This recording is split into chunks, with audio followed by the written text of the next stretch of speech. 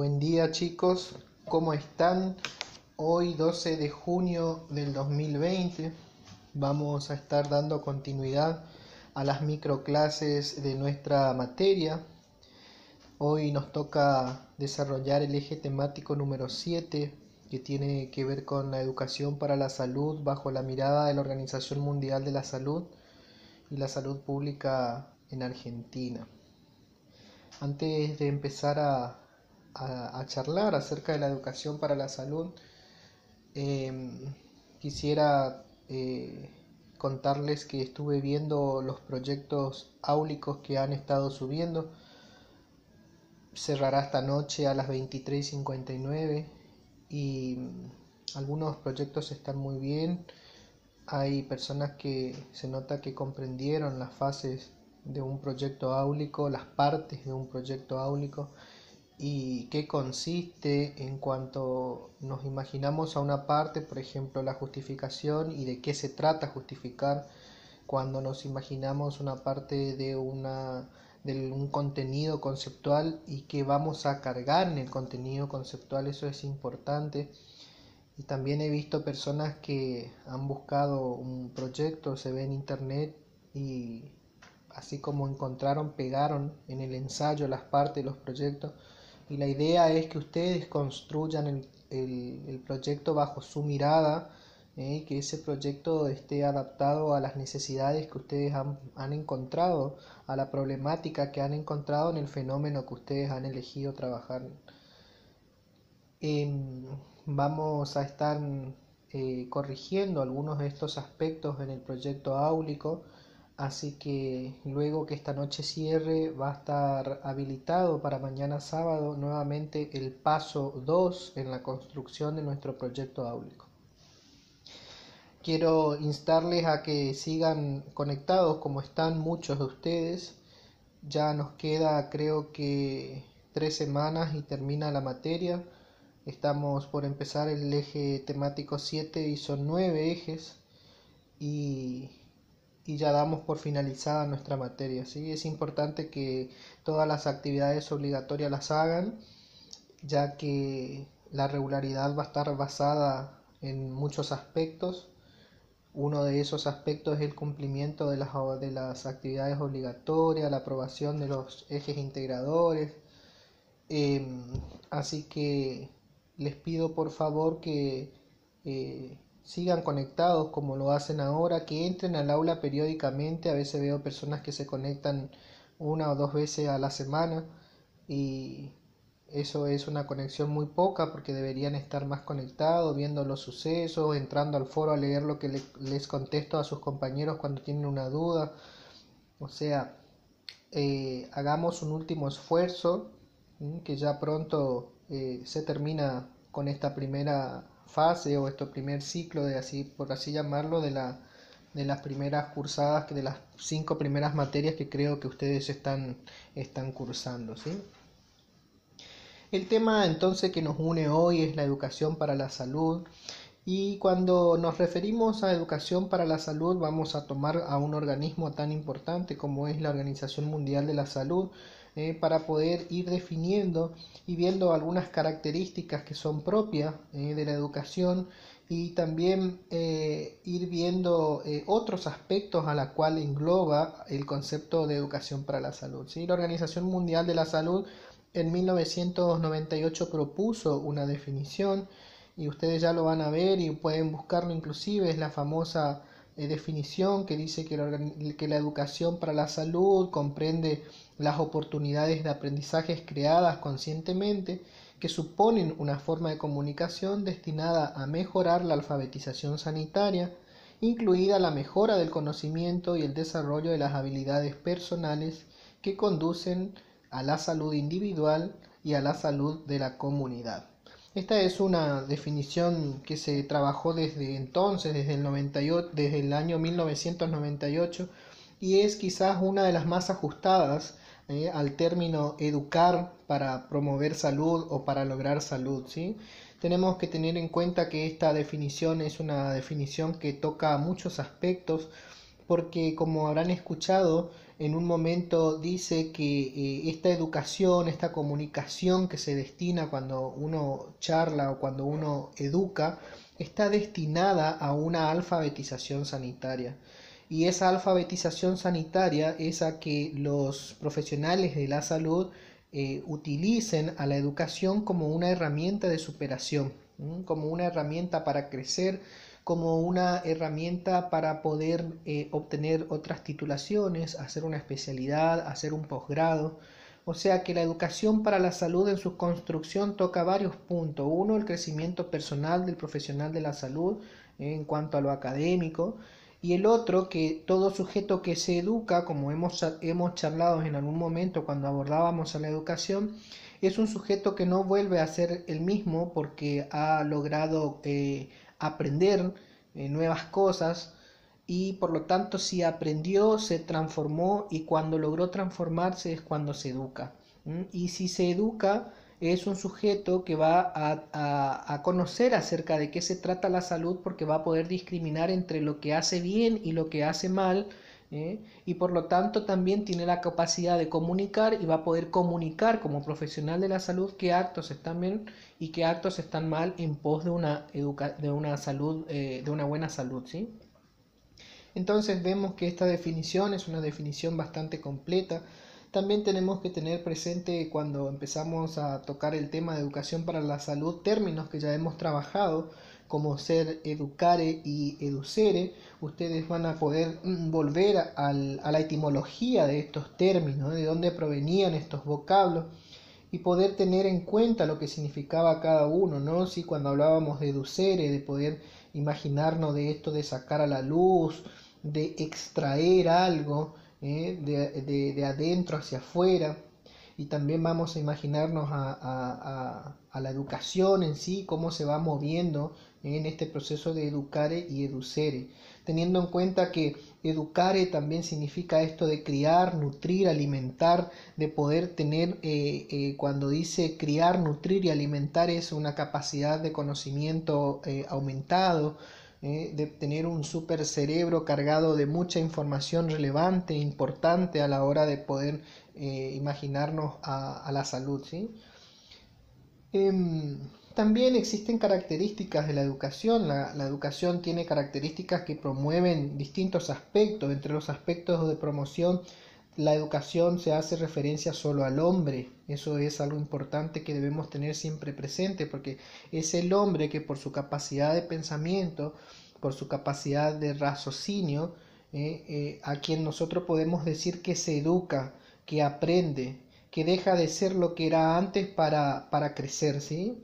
Por lo tanto, esto también, este aprendizaje lo hace en su totalidad y lo hace en forma holística, porque recordemos que esta mirada holística sigue siempre presente, y que también estos aprendizajes a veces se dan en un contexto social, como sabemos, como hemos abordado en la sociología y sus relaciones.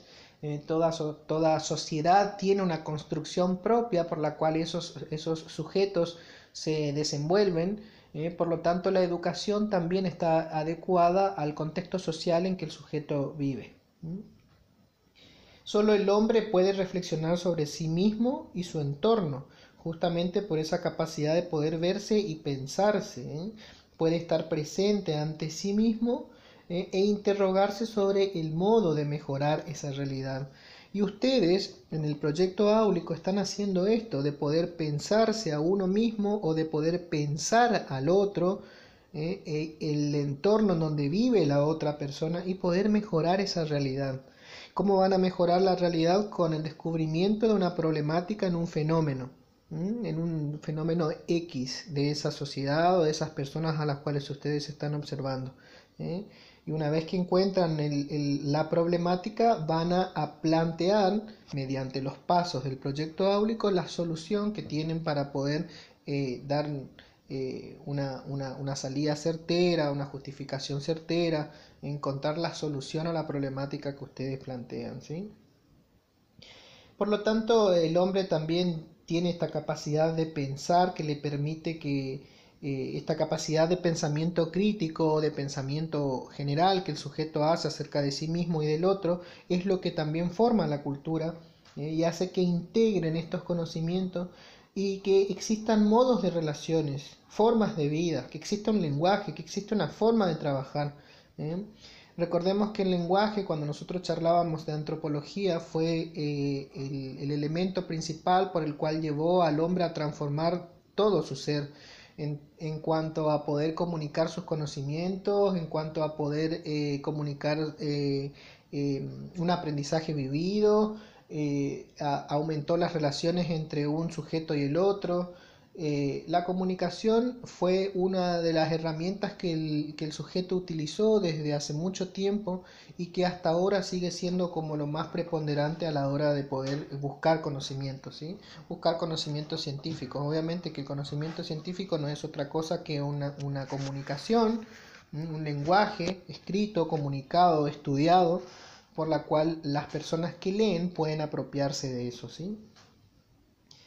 La educación también tiene una intencionalidad, tanto la gente que educa como el educando puede ser explícita o no.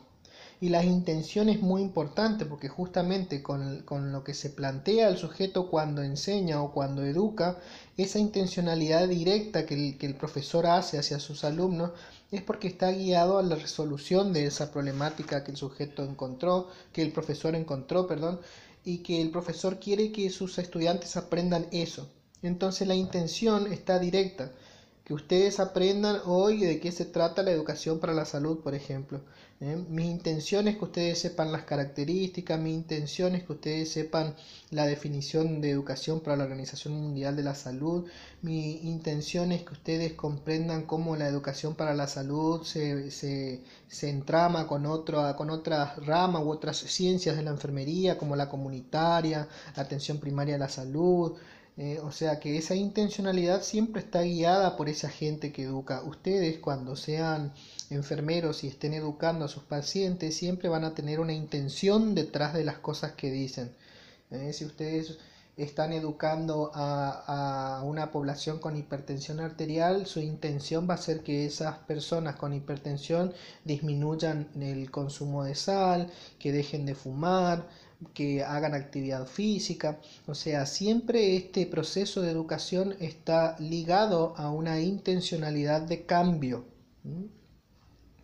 Solo en las personas se puede hablar de intencionalidad educativa. Eso también es un aspecto importante a tener en cuenta, ¿sí? Sin libertad y decisión propia no hay educación propiamente dicha. Y esto es importante porque en realidad uno puede tener la intencionalidad de poder generar un cambio en alguien, pero recordemos que el cambio se da si a la persona a quien nosotros estamos intentando cambiar su realidad acepta lo que nosotros le decimos, lo que la enfermera le aconseja. Porque justamente las intenciones pueden haber, pero por parte del sujeto, que es quien debe captar esa intención y modificar su acción, si no lo hace, la intencionalidad también está muerta, por así decirlo. Siempre esta intención va a estar directamente sobre un sujeto y ese sujeto debe estar abierto a recibir esa intencionalidad, a poder pensar de lo que se le está educando o de lo que la enfermera le está contando, de que esas intenciones son buenas y que por lo tanto se está buscando que cambie su estilo de vida. Si el sujeto logra comprender eso, se abre a lo que está escuchando y cambia su entorno, cambia su hábito saludable, su hábito alimenticio, y eso le promueve salud, es un sujeto abierto a la intención que pudo modificar su realidad. Recordemos que no todos los pacientes están dispuestos a lograr estos cambios. A veces las intenciones del profesional de la salud, de todo el personal de la salud, son buenas, pero resulta ser que luego, pasado un tiempo, el sujeto vuelve a su vida de antes, cotidiana, por así decirlo, sin poder cambiar algunos hábitos específicos que ponderan salud, y por lo tanto al poco tiempo recidivan, vuelven al hospital con la misma problemática con la cual han ingresado con antelación, ¿sí? Y esto es importante porque la enfermera constantemente debe educar a su paciente. Sobre todo cuando va a dar el alta el médico, en ese proceso la enfermera cumple un papel importante porque es ella quien va a ver si ese paciente va a ser dado de alta con alguna enfermedad crónica o si tiene que tener algunos cuidados específicos en la casa, y es ella quien le va a guiar, le va a educar y le va a enseñar al sujeto, a su paciente, qué debe hacer para lograr salud. Y en esa evaluación que la enfermera hace, está pensando en múltiples aspectos. Está pensando en la capacidad que tenga el sujeto para comprenderla, está pensando en el grado de educación que ese sujeto alcanzó, está pensando con quién vive ese sujeto, si es que necesita ayuda para hacerlo, si es que vive solo, si es que tiene el medio económico, o sea, el recurso financiero como para poder solventar algunos gastos que quizás le mande, la compra de medicamentos, por ejemplo, si tiene una obra social que lo cubra.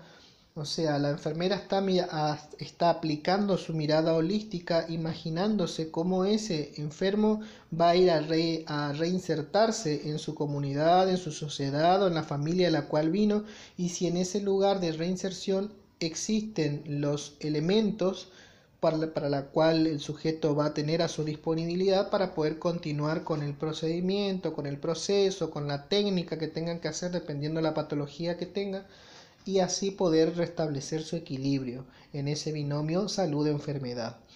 Esas son miradas que la enfermera siempre lo tiene presente, ¿sí? También existe la optimización, y la optimización se habla cuando esta educación busca mejorar o busca perfeccionarse, está destinada a una mejora continua. Se dice que la educación es un proceso, se habla de lo procesual, que no se da de una vez para siempre, sino que siempre hay hechos cambiantes y que este hecho es gradual y es dinámico. La educación es un proceso.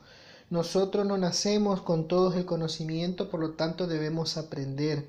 Y la mente va aprendiendo en forma gradual, de lo más sencillo a lo más complejo. Por lo tanto, nosotros tenemos que tener presente que cuando enseñamos a un paciente no va a aprender todo de una sola vez. Es importante que todos los días que esté, por ejemplo, un paciente internado, que nosotros todos los días estemos educando para lograr que de a poco el sujeto vaya pensando, vaya interrelacionando lo que la enfermera le dice y vaya haciéndose una realidad de la cual él debe cambiar. Porque en una sola vez que yo eduque y le diga tenés que hacer todo esto, no vaya a hacer esto otro, toma tu medicación, esto, hace así el procedimiento, cuidado con lo otro, es probable que muchas cosas se le escapen. ¿Por qué? Porque hablamos que la educación es un proceso y necesita tiempo. Así como cuando un estudiante prepara una materia y necesita tiempo para poder procesar la amplia información de una materia, de la misma forma ocurre cuando nosotros educamos a alguien.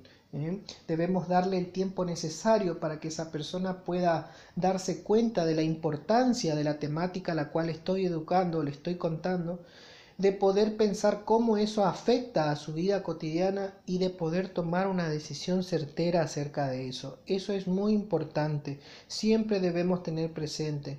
Y esto de lo procesual se aplica mucho también en materno infantil, cuando hay que educar a la madre de cómo ella va a tratar a su niño, sobre todo a las madres primerizas, en el cual debemos tomarnos el tiempo e imaginarnos a esto como un proceso a la cual la madre irá aprendiendo lentamente de dos formas, una acerca de la comunicación o de la educación que el profesional de la salud lo hace, y el otro a través de la experiencia. Es por eso que las madres que vuelven a tener su segundo hijo, tercer hijo, existen muchas experiencias en ellas, porque ya han dejado de ser mamás primerizas, y han adquirido una experiencia, han pasado por situaciones en las cuales ya no vuelve a repetir con sus hijos posteriores, ¿sí? Ahí vemos cómo fue un proceso de aprendizaje lo que adquirió con el primer hijo, que los puede extrapolar en el cuidado de sus posteriores hijos. También tenemos que decir que se da a través de un proceso de comunicación. la persona no solo es capaz de establecer esta relación con las cosas, sino que también a través con la ciencia, la técnica y el arte, y que depende de la relación que se establezca con el otro y con los otros. Nosotros sabemos que nuestro lenguaje es complejo y que nosotros tenemos estas dimensiones, por la cual acá dice está bien pactada entre la técnica, el arte, la ciencia, que son distintas dimensiones que el sujeto se enriquece, conoce, como para poder desenvolverse cotidianamente, ¿sí? Busca el desarrollo de las facultades y de las aptitudes humanas. Y esto es importantísimo porque se busca la facultad o aptitudes, de poder decir que el sujeto es apto para hacer esto. Y que solamente el ser humano es educable, como recién les comentaba, porque es el único que puede pensar acerca de sus actos. Por lo tanto, el sujeto que puede pensarse a sí mismo y puede pensar de aquella acción que él hace, es un sujeto que va a poder cambiar si el resultado de su acción no es el favorable. Por eso nosotros somos los únicos que podemos ser educables.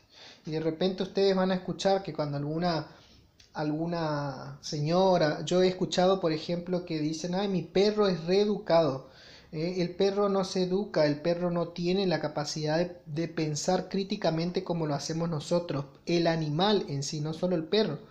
Si bien nosotros somos animales, pertenecemos al reino animal y que hemos aprendido que según la antropología tenemos nuestras raíces en los monos, pero nosotros siempre vamos a marcar un límite abismal que es con la forma de pensar, que es el razonamiento aplicado a la vida cotidiana. Nosotros tenemos esa grandiosa capacidad de poder pensar, el animal no. El animal, hasta lo que se conoce hasta ahora, su actuación es por instinto, y su vida cotidiana está rodeada a la satisfacción de sus necesidades primitivas: alimentarse, dormir, huir si hay peligro, cazar, sobrevivir a esos instintos límites. Nosotros tenemos otra capacidad intelectual mucho más superior, que es el pensamiento, que por lo tanto nos permite a nosotros llevar una vida cotidiana o llevar una vida social compleja, una vida social de mucho análisis, de tomas de decisiones. Eso no quiere decir que porque seamos pensantes con un buen raciocinio, capaces de razonar las acciones, tomemos siempre buenas decisiones. También tomamos malas decisiones, pero a esa mala decisión que hemos tomado tenemos la capacidad de repensar para poder optar por una nueva decisión y hacerlo así a esto del enriquecimiento de poder decir somos seres pensantes complejos. Podemos decir también que, cuando se promueve la socialización, con la educación se promueve la socialización, hay una transformación social, hay una apertura y hay un compromiso. Y esta promoción de la socialización no solamente está ligada a la educación, sino está ligada a una buena comunicación. La comunicación sigue siendo el puente, el lenguaje, cuando hablo de comunicación me refiero al lenguaje, sigue siendo el puente principal en esta conexión de poder ser seres sociales, con apertura mental y con un compromiso en la sociedad en donde vivimos. También tenemos el autoconcepto y la autoestima y su relación con la salud. Y vean ustedes que es importante esto de cómo las personas se sienten o cuál es su percepción en su autoestima en relación con la salud. Por lo tanto, la autoestima o la valoración positiva que tenga de sí mismo es lo que va en el sujeto influir acerca de la salud que él tenga. Porque de acuerdo a cómo se ve, es la responsabilidad que siente sobre él. Por lo tanto, la ausencia de la autoestima La falta de esta autoestima acompaña generalmente a una amplia gama de trastornos, y que estos trastornos tienen que ver con trastornos de orígenes neuróticos, psicóticos, que hacen que por ahí se dificulte el desarrollo de la vida social de ese sujeto, y por lo tanto si tiene dificultades sociales es porque también está teniendo una dificultad individual. Por lo tanto, la imagen que uno se tiene de sí, esa imagen real, debe coincidir con la imagen ideal que yo tengo o que a mí me gustaría tenerla. La autoestima positiva es una buena forma de que yo tenga salud, porque veo en esa construcción de salud una buena imagen de mí mismo. Y si ustedes se ponen a pensar, verán que las personas que por ahí están enfermas y les deben decir a ustedes que no se sienten bien, que no tienen fuerza, que se ven decaídos, que están tristes, que se ven afeados, que se ven débiles, y porque la construcción de su autoestima, y sobre todo en la ruptura de este binomio de salud y enfermedad, en donde se están en un desequilibrio completo, parcial o total, no les deja a ellos poderse ver bien, como a comparación de aquella persona que goza de salud, que hace ejercicio físico, que es atleta, que lleva una conducta saludable en la alimentación, que se ve ante el espejo y ante sí mismo como una persona agradable, y que por lo tanto eso pondera a que su sistema inmunológico trabaje óptimamente y que ni siquiera se resfríe. En tanto que por ahí la autoestima baja hace que mis defensas bajen y a que siempre esté en un resfrío, esté congestionado, esté con problemas de piel, esté con problemas gastrointestinales, no dándole al sujeto una buena visión de sí mismo. Por lo tanto, cuando nosotros educamos debemos ver siempre esos aspectos y poder evaluar, de poder acercarnos mediante la comunicación asertiva a ver si estas personas tienen una buena percepción de su imagen o no. Sobre todo cuando van a darse el alta, porque en realidad el alta médica es cuando a nivel institucional se lograron los objetivos y las cuales estos objetivos van a continuar, va a continuar este tratamiento en otra parte que es el hogar. Entonces la enfermera va a cerciorarse que al lugar en donde vaya dé cumplimiento de ese tratamiento, como para que el sujeto esté en completa armonía o en completo equilibrio en todos sus aspectos psicológicos, sociales, individuales y familiar, pensando en que la familia es la sociedad más chica que existe, ¿no? También dice que la confianza es la capacidad de pensar y afrontar los desafíos básicos de la vida. Eso también implica su relación con la salud, ¿no? Por lo tanto, la educación debe siempre acompañarse como un proceso de optimización. Debe ayudar a la persona a lo largo de toda su vida a conocerse a sí misma. Tiene que ayudar a potenciar ciertas habilidades y a conocer sus debilidades y carencias, para tener una imagen ajustada de sí misma, para tener una identidad de los riesgos que puede llegar a tener y reconocerlos para poder actuar a tiempo. Y ustedes van a ver en el hospital que muchas veces las personas se conocen tan bien a sí mismos que pueden darse cuenta cuando se van a enfermar. Se conocen tan bien a sí mismos que ante algunos signos y síntomas ya saben que van a tener una recaída. Y eso es porque se han instruido tanto emocionalmente y conocen a su cuerpo que pueden adelantarse a los hechos. Por lo tanto, si el sujeto toma recaudos cuando es capaz de conocer cuándo es el momento en que puede llegar a enfermar o no, si toma recaudos a esos hechos, evita el estrés o evita la disrupción del desequilibrio entre el binomio salud-enfermedad. Por lo tanto, su autopercepción va a ser diferente. Muchas veces las personas que conviven con enfermedades crónicas se conocen muy bien y conocen muy bien de su patología. Así ustedes verán que el paciente con diabetes, no todos obviamente, muchos de los pacientes con diabetes conocen perfectamente su medicación, el nombre de su medicación, los miligramos de su medicación. Los que son insulino dependientes manejan la jeringa de Terumo como ellos solos. Sacan las unidades internacionales de insulina de una sola vez, de una sola luz, regulan la aplicación de su insulina teniendo en cuenta qué han comido y cómo se sienten y los valores de glucemias que tienen.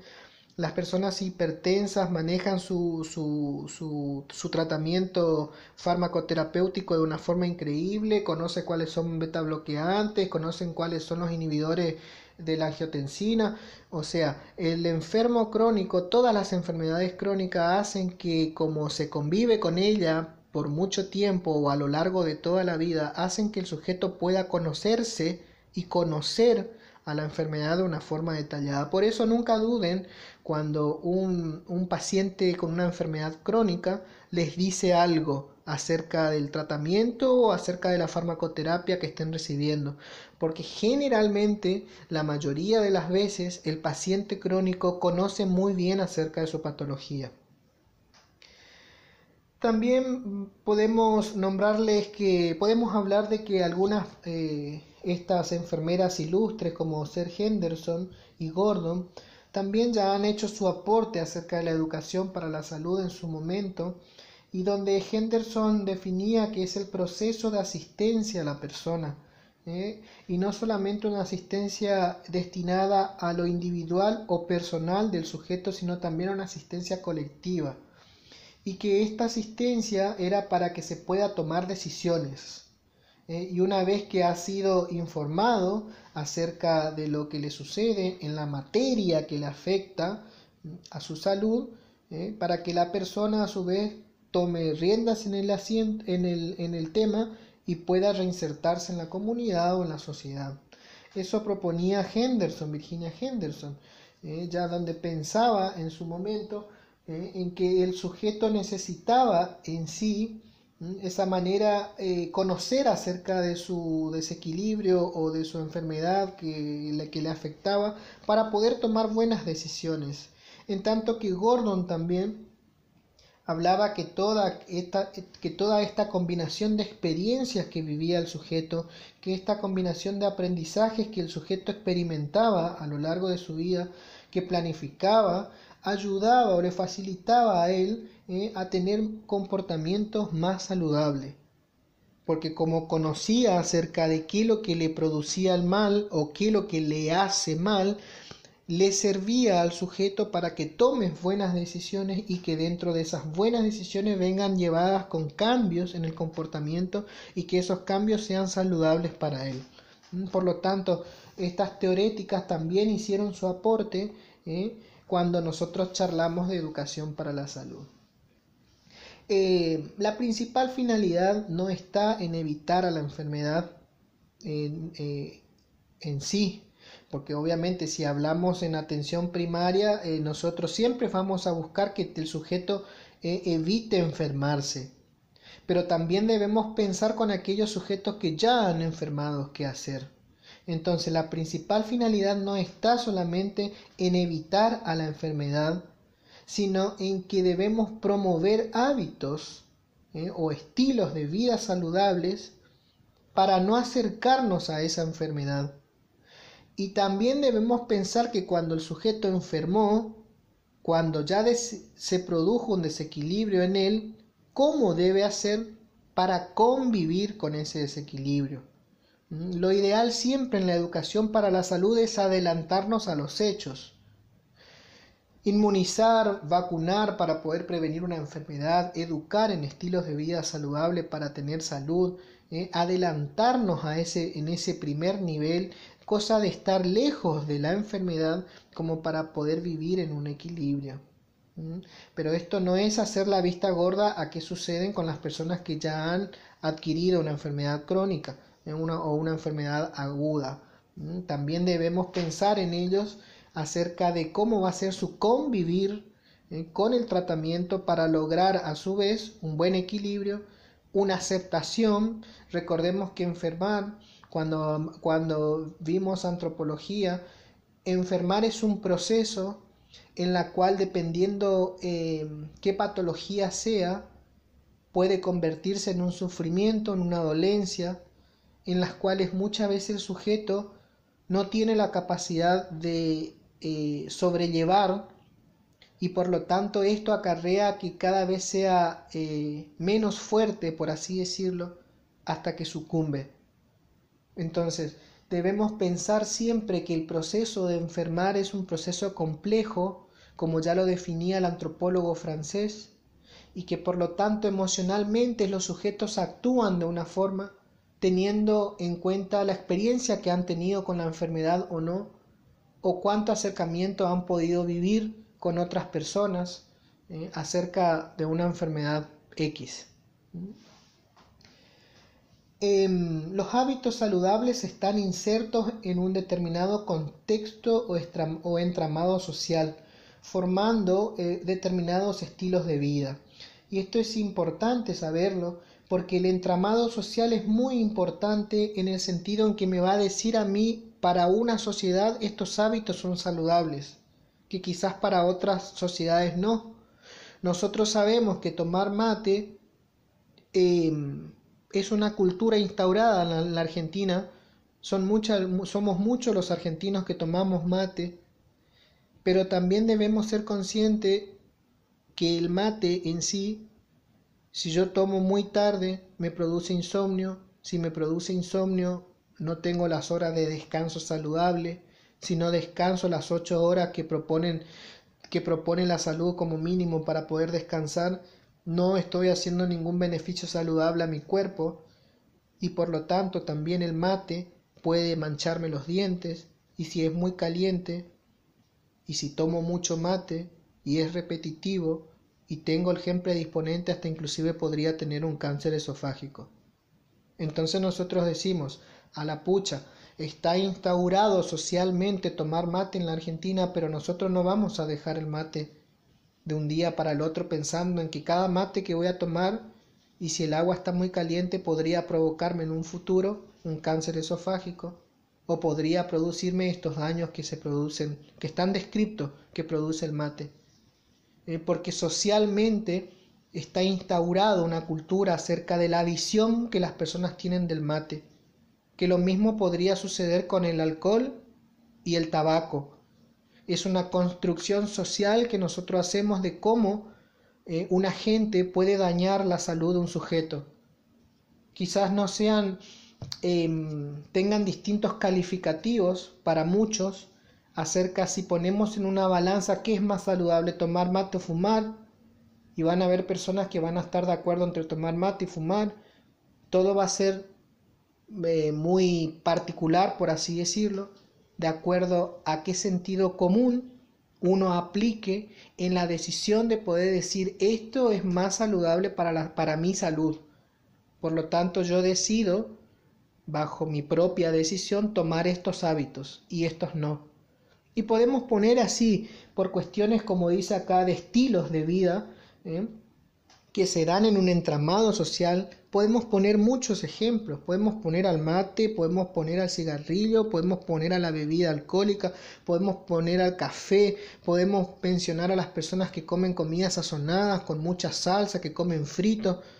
O sea, cómo la cultura a su vez termina siendo una cuna de muchos hábitos a la cuales el sujeto piensa a la hora de tomar una decisión qué o cuál es saludable para él en ese contexto en donde vive.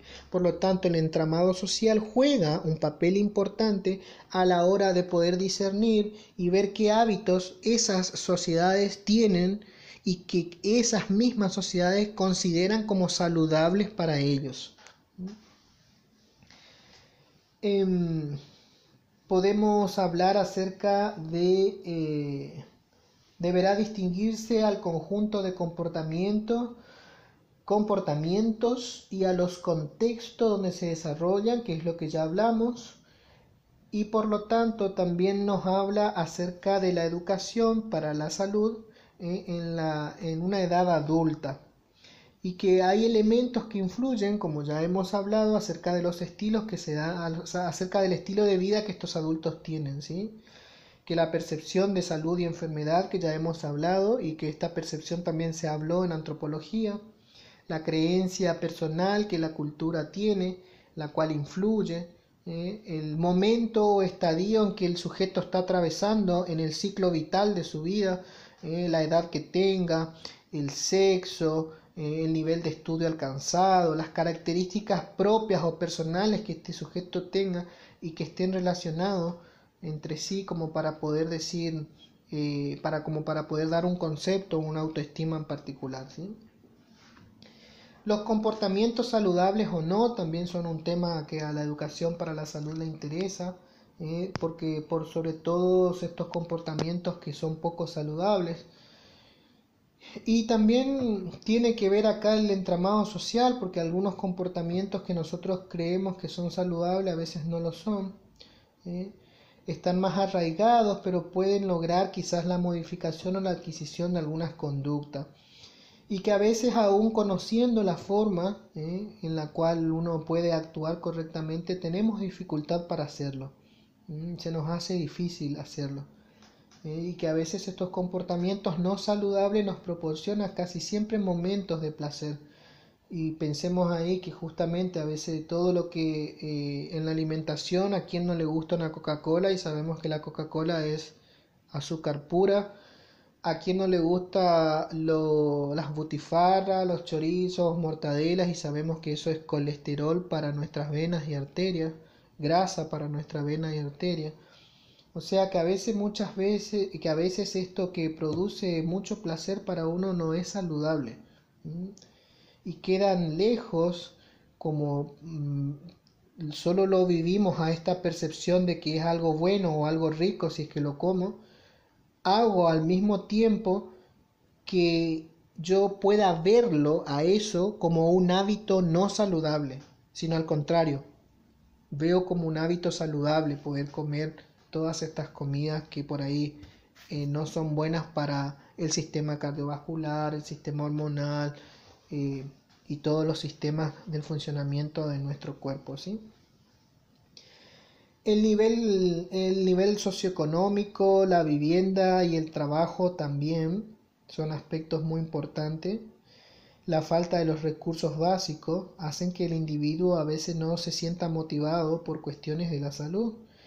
Como ustedes habrán visto en comunitaria, las condiciones de la vivienda es una construcción social vista ya desde el primer mundo, en la cual la sanidad está directamente relacionada a esto, porque obviamente se proponen que la vivienda tenga lo primero y principal, que es agua potable, y que las excretas sean correctamente excretadas, o sea que el agua sucia vaya a por cañerías, la cloaca tenga un drenaje especial a la cual vaya una cámara séptica, y que esto no sea eliminado a la tierra en común como para no poder producir, para no contaminar las napas.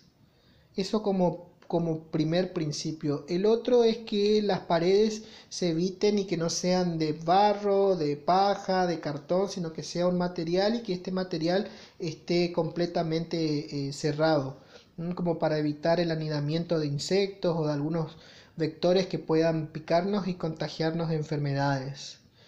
Que la casa tenga una correcta ventilación, que la casa tenga ventanas para la conexión con la luz natural.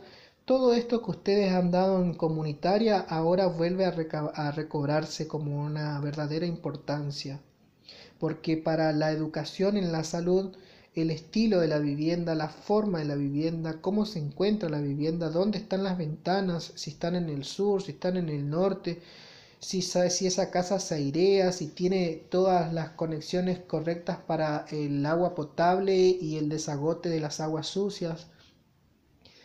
Todo tiene que ver con todo en este proceso del binomio salud-enfermedad. Y el trabajo en sí, aquella capacidad de poder realizarnos mediante un trabajo que el hombre hace o presta a fin de poder recibir también una remuneración por ese trabajo, es lo que va a darle a él y a su familia, en caso que sean sujetos de familia, llámese madre o padre, calidad de vida. Porque de acuerdo al ingreso económico que las familias tienen, pueden gozar de una calidad de vida, de una vida más digna quizás. Porque va a tener otras calidades de vida, porque por ejemplo se le puede adosar la luz eléctrica, se le puede adosar el aire acondicionado para un buen descanso nocturno, se le puede adosar el internet, la telefonía fija como para poder estar comunicados y aprender, se le puede adosar la calefacción cuando hace frío, se le puede adosar a una vivienda de piso de material, por lo pronto va a ser de fácil lavable, y si es fácil lavable va a ser un ambiente limpio en el cual el sujeto vive. O sea, que la situación económica y el ingreso familiar es una forma de medir qué calidad de vida las personas tienen. Obviamente se sobreentiende que aquellas familias en donde el ingreso monetario es alto gozan de una calidad de vida superior a aquellos que por ahí no llegan con el monto mínimo que el Estado a veces dice que debe alcanzar una familia como para poder no estar en la pobreza, ¿sí? La responsabilidad individual y colectiva también se torna en este aspecto algo muy importante, porque si yo me cuido, también estoy cuidando al otro, porque recordemos que nosotros no vivimos solos, y qué mejor ejemplo que ahora que estamos pasando por esta pandemia, de poder decir que si yo me cuido, cuido al otro, que si yo permanezco en cuarentena y uso el barbijo y me lavo las manos, estoy cuidando al otro. Ahora, si yo no tomo esos recaudos y contraigo el COVID, y es probable que termine afectando a otros. Y desde el momento que yo empiezo a afectar a un segundo o a un tercero dentro de mi entorno, estoy saliendo del personalismo, de la individualidad de mi persona, y estoy afectando a otros. Y ese otro es la sociedad. Por eso la educación para la salud tiene bien definidos sus procesos, un proceso guiado intencionalmente a la conducta particular de un sujeto para poder modificar y hacer consciente que ese sujeto debe actuar de esa forma, para que si él haciendo eso en forma individual se traslada a lo colectivo y la sociedad tenga salud. En el primer instante que uno de los integrantes de una comunidad no tenga el recaudo, y es cuando suceden las pandemias, y es cuando suceden las enfermedades, y es cuando algo que hubiera sido particular mío termina afectando a otro. Y no solamente en gamas de enfermedades, sino desde el primer instante en que yo saco la basura fuera del horario que el camión recolector pasa a buscar las basuras, yo ya estoy produciendo un daño. Y ese daño es el otro, y ese otro también es el medio ambiente, no necesariamente es una persona física el otro. Recuerden que las interrelaciones antropológicas habla que nuestra responsabilidad es conmigo mismo, para con el otro y con el medio ambiente. Ustedes están cursando aspectos legales o la materia bioética, y en bioética van a ver que la responsabilidad social del sujeto está dividida en 3 dimensiones: la dimensión personal, la dimensión colectiva y la casa más grande de estas 2 dimensiones, que es el medio ambiente. Nuestro compromiso más fuerte es para con la naturaleza. Así que si nos ponemos a reflexionar, estamos completamente desviados de estas nociones, porque a veces mucho de lo que vemos cotidianamente en las noticias, o de lo que uno se puede ver cuando caminas por las calles, lo que menos tenemos en cuenta es el medio ambiente. Existen en la actualidad muchos programas educativos que ya están trabajando con esta visión de poder crear en los niños ese compromiso vital para con el medio ambiente. Por eso de repente aquellas que son mamás en este curso acá en Educación para la Salud, las chicas que ya tengan hijos y van a su jardín de infantes o están yendo a la primaria, van a ver cómo los niños tienen un mayor recaudo en el uso del agua, en el descarte de los materiales que se tiran en la basura, en poder ver cómo administran sus recursos para poder evitar un daño en el medio ambiente. Y esto es importante porque justamente somos nosotros lo que nos pensamos, y si nos pensamos debemos pensar en los demás. Y debemos pensar en el mundo que estamos dejando a los que vienen después de nosotros. Por eso, desde el simple papel que se tiran en las aulas cuando estábamos cursando, en el piso, desde la botellita de Coca-Cola que dejo debajo de mi banco sin tirar al cesto, ya estoy haciendo la contribución y estoy demostrando el compromiso que tengo para con la sociedad y el medio ambiente. En esas pequeñas actitudes, ustedes recuerden que la educación siempre engloba todo. No hablamos solamente de educación cuando vamos a asistir a una institución superior de educación para que nos enseñen algo científico. Hablamos de educación desde lo mínimo del accionar del sujeto hasta lo más complejo que pueda llegar a ser, tanto en la conducta como en el conocimiento. Eso es importante tener en cuenta, ¿sí? Vivir en una colectividad exige siempre considerar nuestros propios comportamientos que influyen en la salud propia y en la salud de los otros. Y que todas estas personas deberían participar en las decisiones que afectan a su salud, haciendo un seguimiento ya sea a través de una institución o de una prescripción médica hasta un plan social que pueda contenerlos para darle salud pública, ¿sí? Eso siempre deben tener presente. La educación para la salud desde entonces, desde la propuesta que ha hecho la Organización Mundial de la Salud, siempre estuvo interviniendo en múltiples aspectos porque justamente se considera que aquel sujeto que es capaz de pensar y que es capaz de pensarse en el entorno donde vive, siempre va a querer para él lo mejor y para el otro que vive con él.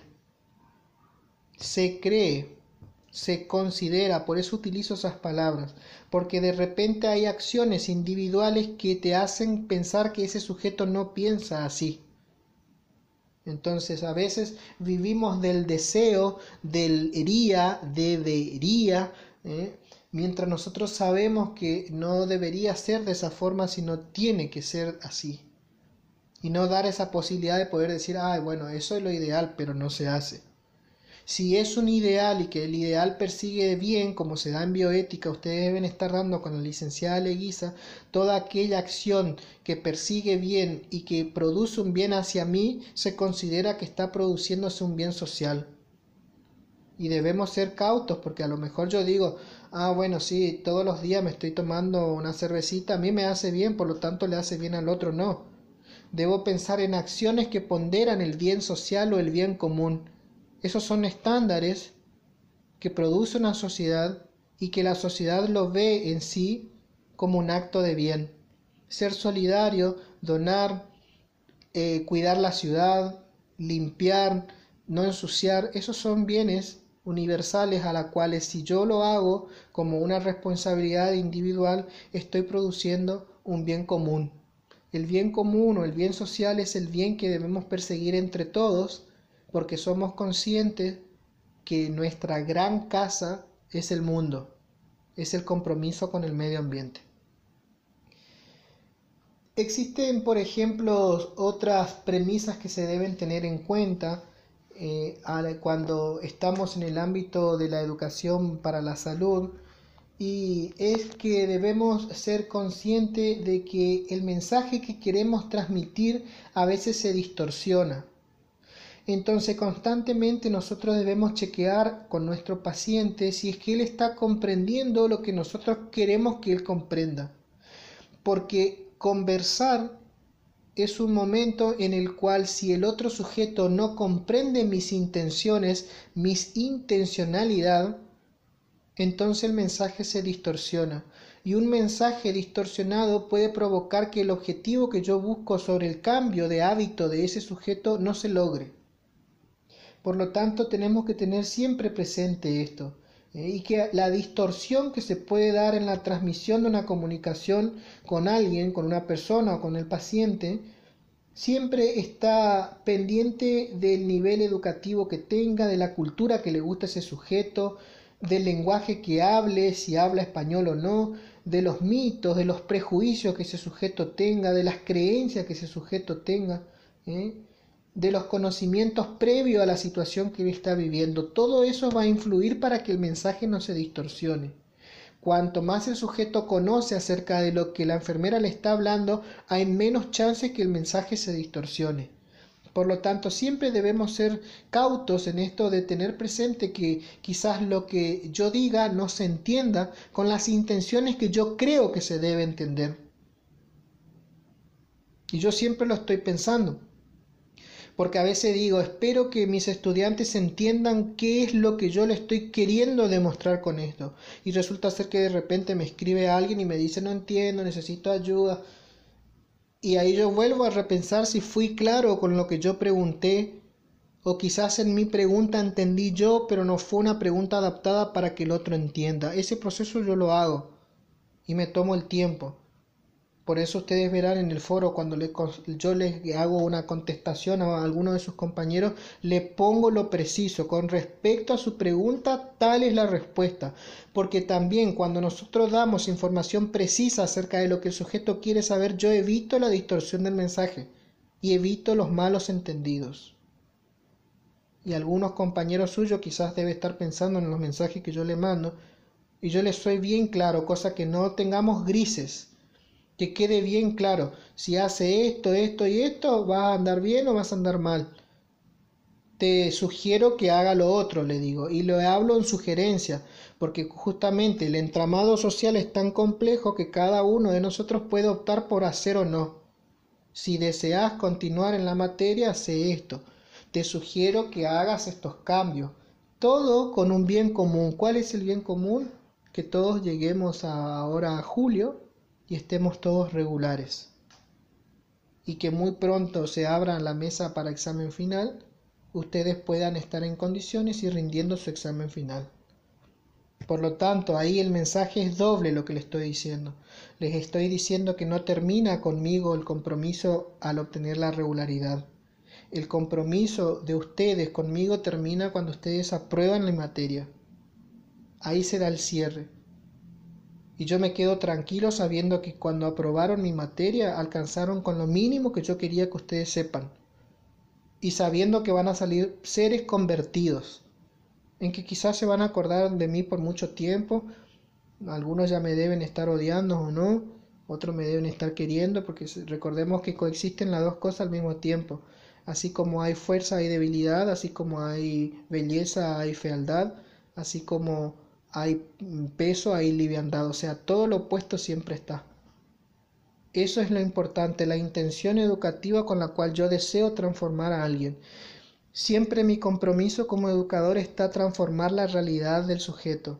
Yo intento transformar una realidad suya y que esa transformación sea una herramienta que les sirva a ustedes para siempre, en todos los aspectos de su vida, no solamente en el aspecto cognitivo o profesional, sino en todos los aspectos.